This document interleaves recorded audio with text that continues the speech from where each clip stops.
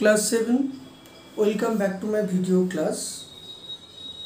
দেখো, এর আগে আমরা অলরেডি যে ভিডিওগুলো করেছি দ্য ভ্যাগাবন্ডের ওপর আমরা অলরেডি 3টে ভিডিও পাবলিশ করেছি। আমরা আজকে 6th পার্ট কমপ্লিট করব, অর্থাৎ 4 পার্ট কমপ্লিট করব 6 নম্বর অ্যাক্টিভিটি থেকে। দেখো কি বলেছে প্রথমে, filling the blanks with the antonyms of the word given in brackets. Okay, number 1, there is a dash breeze blowing from the sea. ওকে, তাহলে দেখো এখানে অ্যাক্টিভিটি 6-এ কি বলেছে, অর্থাৎ there is a cold, number 1, there is a cold worm। তাহলে এখানে cold কথাটা আছে, তাহলে কোল্ড যদি আমরা লিখি তাহলে ব্র্যাকেটে আছে ওয়ার্ম আছে, WARM, ওয়ার্ম। তাহলে এই ওয়ার্মের অপোজিট শব্দ হচ্ছে কোল্ড, তাহলে তোমাকে কোল্ড লিখতে হচ্ছে। তাহলে শূন্যস্থানে কি লিখবো, there is a cold breeze blowing from the sea।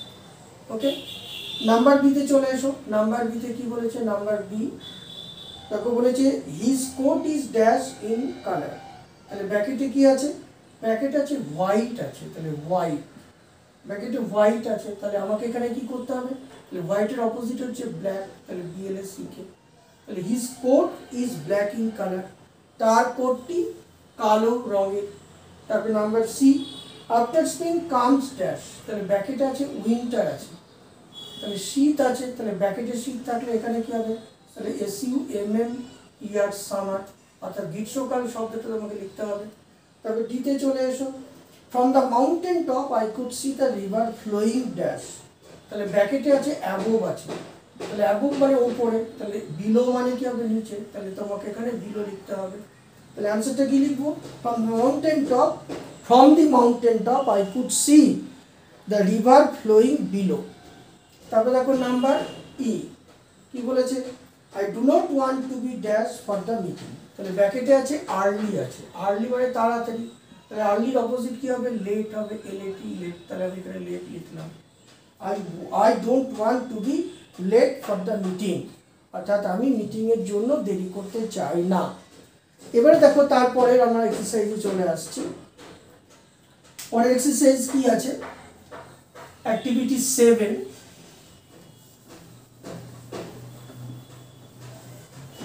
Okay, activity 7-এ কি আছে আমরা সেটা দেখে নিই। অ্যাক্টিভিটি 7-এ আছে তোমাদের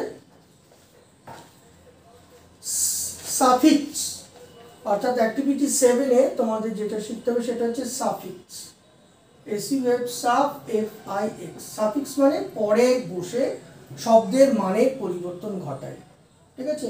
তাহলে এখানে তোমাকে কি কি দিয়ে সাফিক্স করতে হবে, দেখো এতে আছে তোমাকে ওয়াই দিয়ে সাফিক্স করতে হবে, বিতে আছে তোমাকে লেস দিয়ে সাফিক্স করতে হবে, সিতে আছে তোমাকে কি দিয়ে সাফিক্স করতে হবে, সিতে তোমাকে ফুল FULL দিয়ে সাফিক্স করতে হবে, ডিতে তোমাকে বলেছে LY দিয়ে সাফিক্স করতে হবে, ইতে বলেছে TH দিয়ে সাফিক্স করতে হবে, মানে কয়েকটি শব্দ তোমাকে লিখতে হবে।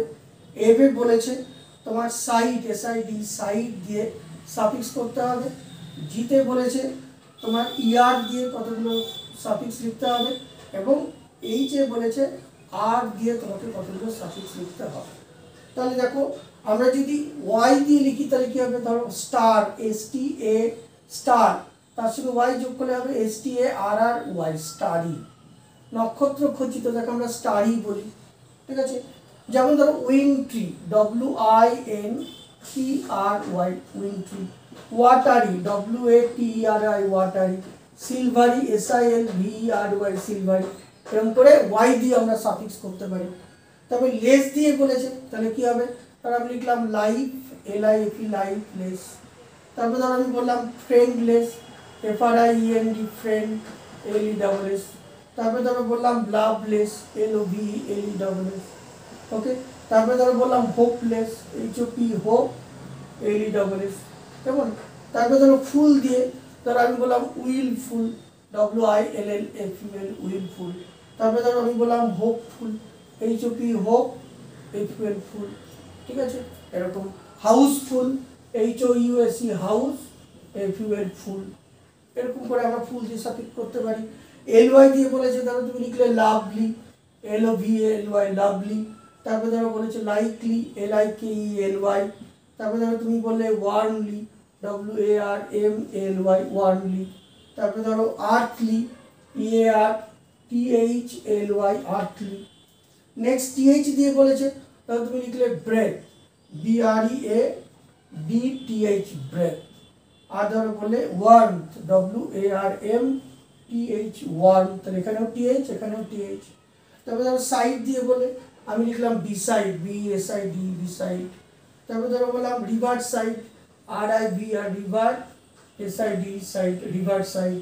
তারপরে ধরো বললাম way side, WAYSID, way side. তারপরে ধরো ইয়ার দিয়ে ধরো আমি লিখলাম সিকার, SWK, তার সঙ্গে ইয়ার যোগ করলাম, সিকার। ধরো ওয়ার্মার, WARMER, ওয়ার্মার। তারপরে বললাম সুনার, SWNER, সুনার।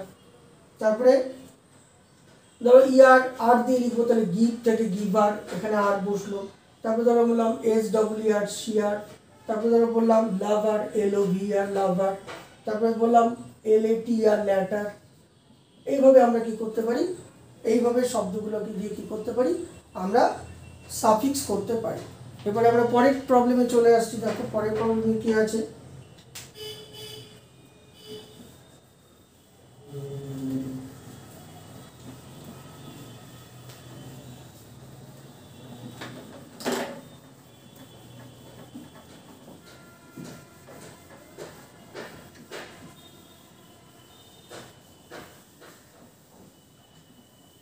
আচ্ছা, এবারে পরের প্রবলেমে আছে, দেখো কি বলেছে, find participle adjective from the given 8A। 8A কি বলেছে, দেখো পার্টিসিপল দিয়ে করতে বলেছে। অর্থাৎ পার্টিসিপল অ্যাডজেক্টিভ কি বলেছে, participle adjective, PARTICIPLE, participle, PLE, participle adjective. অর্থাৎ পার্টিসিপল মূলত দেখবে দু রকম তোমরা জানো, একটা হচ্ছে প্রেজেন্ট পার্টিসিপল,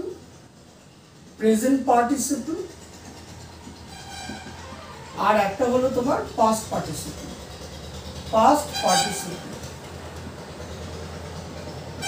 ওকে। তাহলে প্রেজেন্ট পার্টিসিপল মানে হচ্ছে ভার্বের সঙ্গে আইএনজি থাকলে তখন আমরা প্রেজেন্ট পার্টিসিপল বলবো। আর ভার্বের পাস্ট পার্টিসিপল ফর্ম যখন হবে তখন ভার্ব, অর্থাৎ ভার্বের পাস্ট পার্টিসিপল ফর্ম যখন হবে তখন সেটা হচ্ছে পাস্ট পার্টিসিপল ফর্ম। তাহলে এবার ধরো আমি বললাম রান, এই রানের সঙ্গে যদি আইএনজি যোগ করি তাহলে শব্দটা কি হবে, রানিং। তাহলে রানিং এর সঙ্গে মনে করো আমি একটা নাউন যোগ করলাম, বাস। তাহলে এটা কি আছে, তাহলে এটা হচ্ছে পার্টিসিপল। তাহলে পার্টিসিপল, এই পার্টিসিপলের সঙ্গে নাউনটা যোগ হয়ে যে শব্দ, যে কম্পাউন্ড একটা শব্দ ফর্ম হলো তাকে আমরা বলছি কি, পার্টিসিপল অ্যাডজেক্টিভ, ঠিক আছে, পার্টিসিপল অ্যাডজেক্টিভ। তাহলে এটা হচ্ছে প্রেজেন্ট পার্টিসিপল। আর পাস্ট পার্টিসিপল, ধরো আমি বললাম একটা শব্দ নিলাম রোটেন, ROTTEN, রোটেন। আর রোটেনের সঙ্গে আমি কি করলাম, ম্যাঙ্গো বা ম্যাঙ্গোস যোগ করলাম, পচা আমগুলি। তাহলে কেমন আমগুলি, রোটেন। তাহলে ম্যাঙ্গোসটা কিন্তু নাউন, আর এটা হচ্ছে পাস্ট পার্টিসিপল, তাহলে এটা হচ্ছে পাস্ট পার্টিসিপল। তাহলে এই পাস্ট পার্টিসিপলটা কি হচ্ছে, এখানে ম্যাঙ্গোসের সঙ্গে যুক্ত হয়ে একটা কম্পাউন্ড শব্দ তৈরি করছে, যেটাকে আমরা বলছি পার্টিসিপল অ্যাডজেক্টিভ, ওকে। তাহলে এইগুলো আমাকে কি করতে হবে, এখানে এক্সারসাইজ থেকে তোমাকে কি প্রেজেন্ট পার্টিসিপল অ্যাডজেক্টিভগুলো বের করতে হবে, এবং পরবর্তীকালে এই পার্টিসিপল অ্যাডজেক্টিভগুলো দিয়ে তোমাকে কি করতে হবে, বাক্য রচনা করতে হবে। You have to construct your own sentence by using those participle adjective. Clear? So let's come to the point. দেখো এখানে বলেছে, প্রথম প্রশ্নটা দিয়েছে he got down from a running bus, ঠিক আছে।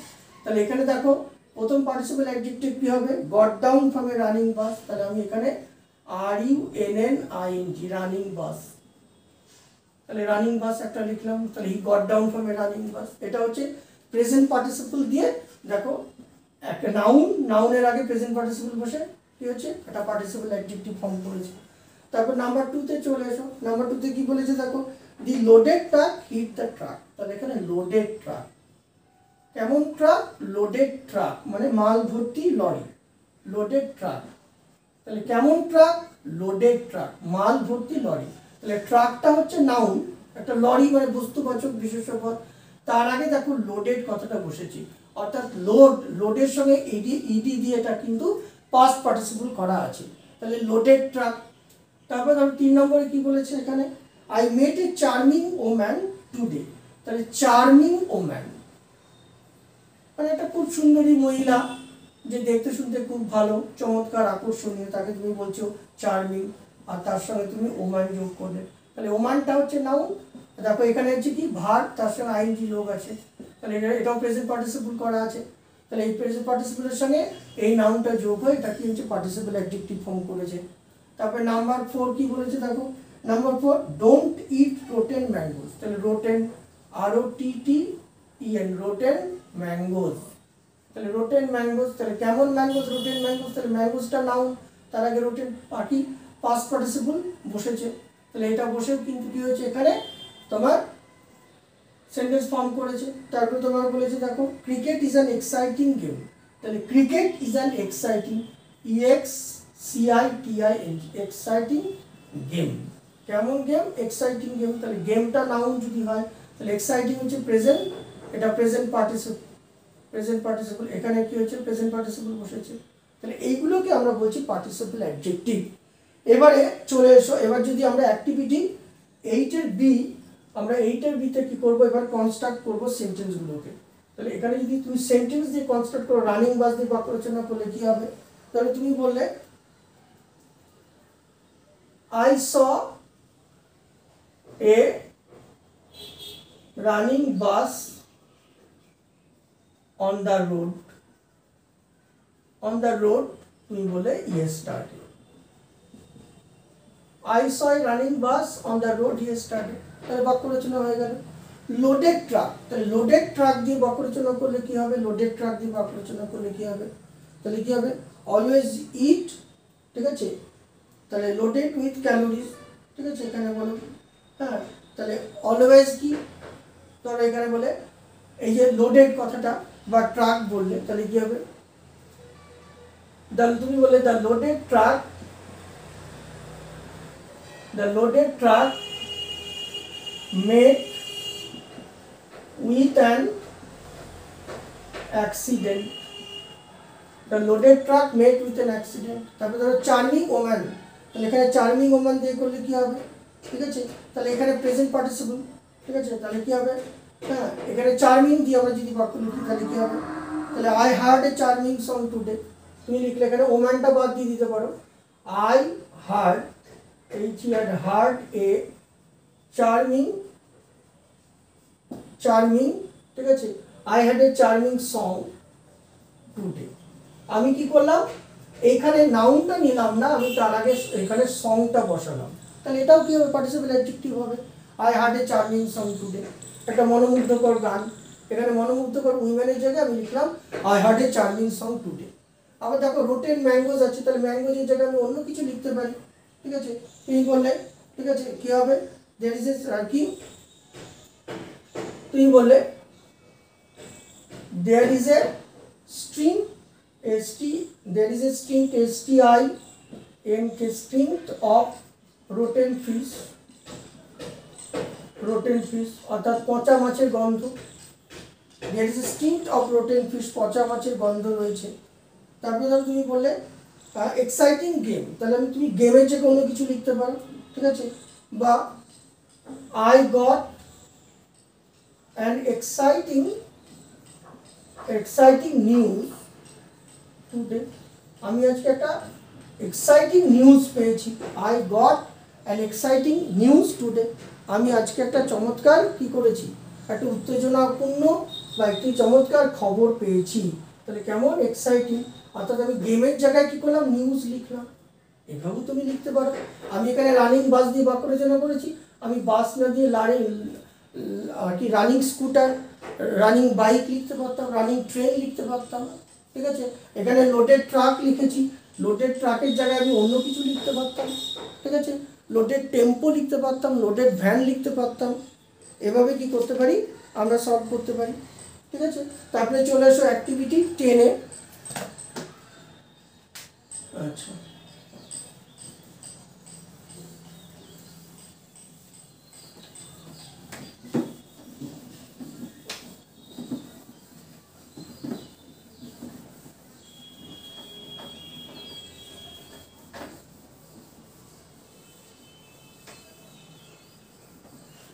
আচ্ছা ওকে, এবারে অ্যাক্টিভিটি 10-এ কি আছে দেখো। অ্যাক্টিভিটি 9টা দরকার নেই, 10টা করো। আচ্ছা, complete the sentence with adjective in the proper degree বলেছে। তাহলে প্রপার ডিগ্রি অ্যাক্টিভিটি 10, তাহলে এখানে প্রপার ডিগ্রি বসালে কি হবে দেখো। তাহলে রাম ইজ ড্যাশ দেন শ্যাম, তাহলে রাম ইজ, এখানে ব্র্যাকেট আছে ওল্ড আছে, তাহলে তোমাকে ওল্ড ওল্ডার লিখতে হবে। অর্থাৎ দুজন ব্যক্তির সঙ্গে কম্প্যারিজন বোঝালে ওল্ডের সঙ্গে আর যোগ করতে হবে। এখানে আর যোগ করলাম, তাহলে রাম ইজ ওল্ডার দেন শ্যাম, এরকম লিখলাম। তারপর চলে এসো নাম্বার বিতে, মাউন্ট এভারেস্ট, তাহলে মাউন্ট, এমটি মানে হচ্ছে মাউন্ট, আর এভারেস্ট হচ্ছে EVEREST, Mount Everest is the আছে, তাহলে দি থাকলে তোমাকে সুপারলেটিভ ডিগ্রি অফ অ্যাডজেক্টিভ বসাবে। তাহলে কি হবে, হাই আছে, তাহলে হাইয়েস্ট হবে, তাহলে ইজ দি হাইয়েস্ট কি পিক ইন দ্য ওয়ার্ল্ড, তাহলে মাউন্ট হচ্ছে, এভারেস্ট হচ্ছে পৃথিবীর সর্বোচ্চ শৃঙ্গ, তাহলে এখানে হাইয়েস্ট শব্দটা হায়ার হাইয়েস্ট, তাহলে হাইয়েস্ট শব্দটা এখানে বসবে যেহেতু সেন্টেন্সটা সুপারলেটিভ ডিগ্রিতে আছে। নেক্সট হচ্ছে mango, a mango is as sweet, a mango is as sweet, ঠিক আছে। to taste is as sweet to taste as an apple, তাহলে এখানে সুইট কথাটা লিখতে হবে। নাম্বার 4 কি বলেছে দেখো, দার্জিলিং ইজ, তাহলে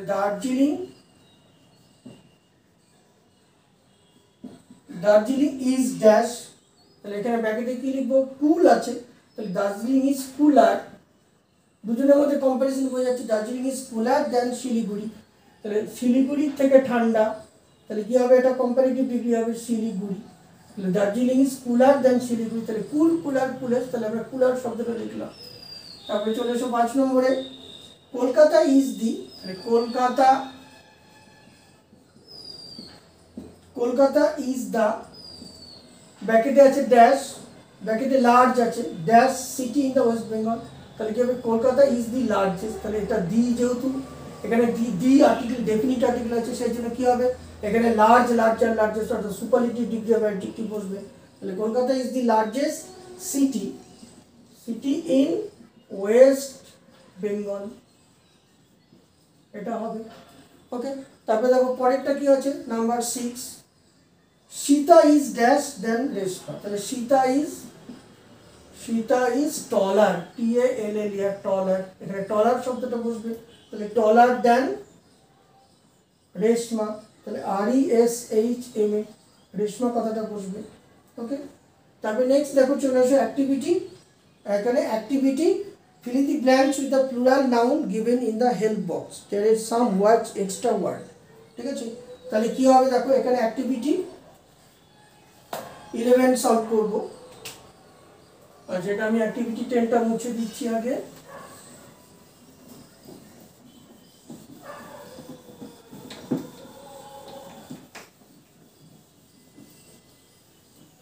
আচ্ছা দেখো কি হচ্ছে, এবারে অ্যাক্টিভিটি 11 আমরা সলভ করব। fill in the blanks with the plural noun, অর্থাৎ প্লুরাল নাউন দিয়ে তোমাকে কি করতে হবে, সলভ করতে হবে। দেখো প্রথমটা কি বলেছে, you have won the match, তাহলে you have won the match, তুমি ম্যাচটা জিতেছো, তাহলে এখানে আমরা কি বসাবো, তাহলে তোমাকে লিখতে হবে কনগ্রাচুলেশন, তাহলে এখানে কি লিখবো, কনগ্রাচুলেশন, PULATIONS, কনগ্রাচুলেশনস, এটা বসাতে হবে কনগ্রাচুলেশনস। নাম্বার বিতে চলে এসো, নাম্বার 2 কি বলেছে, the police dash were not far away, the police, তাহলে পুলিশের পরে এখানে কি হবে, হেডকোয়ার্টার লিখতে পারি, The police head, headquarters, QUARTERS, headquarters. Police headquarters কথাটা লিখলাম। were not, তাহলে were not far away। তারপরে নাম্বার 3 দেখো কি বলেছে, he did not have the dash, তাহলে কি হবে, he did not have the means, তাহলে he did not have the means, এখানে means কথাটা বসবে, but he had the capacity,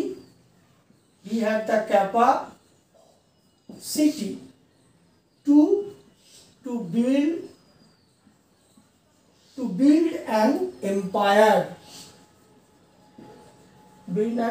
তাহলে এখানে মিন্স কথাটা বসলো। তারপরে নাম্বার 4 দেখো কি বলেছে, দি টেস্ট সিরিজ, দ্য টেস্ট অর্থাৎ ক্রিকেটের টেস্ট সিরিজ, তাহলে টেস্টের পরে সিরিজ বসে, SERIES, এখানে প্লুরাল কথাটা আমাকে বসাতে হবে।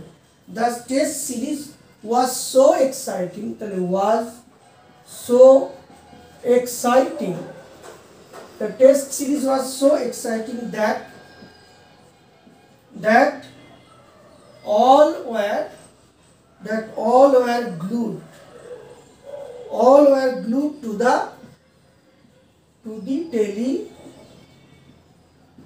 television। and number 5 কি বলেছে দেখো, he held the burning coal,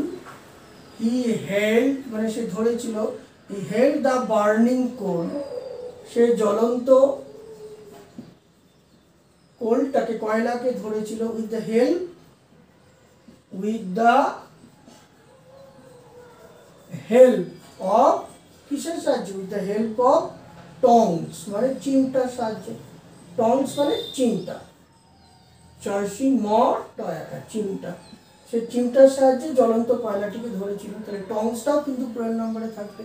তাহলে এই যে শব্দগুলো আমরা এখানে লিখলাম, কেমন, এই শব্দগুলোই কিন্তু প্লুরাল নাম্বার, অর্থাৎ এখানে কনগ্রাচুলেশনস, এটা হচ্ছে প্লুরাল, ঠিক আছে। তারপরে দেখো এখানে হেডকোয়ার্টার্স কথাটা, তারপরে দেখো এখানে বলেছে ক্যাপাসিটি, মিন্স কথাটা, তাহলে মিন্স কথাটাও তাই। নেক্সট হচ্ছে সিরিজ কথাটা প্লুরালে আছে, এবং টংস কথাটা কিন্তু প্লুরালে আছে। এই শব্দগুলো তোমাদের কিন্তু শিখে রাখতে বলা হচ্ছে, ঠিক আছে। এবং সেন্টেন্সগুলো পড়ে তোমাকে বুঝতে হচ্ছে যে কখন এই শব্দগুলো ব্যবহার করা হয়, ঠিক আছে।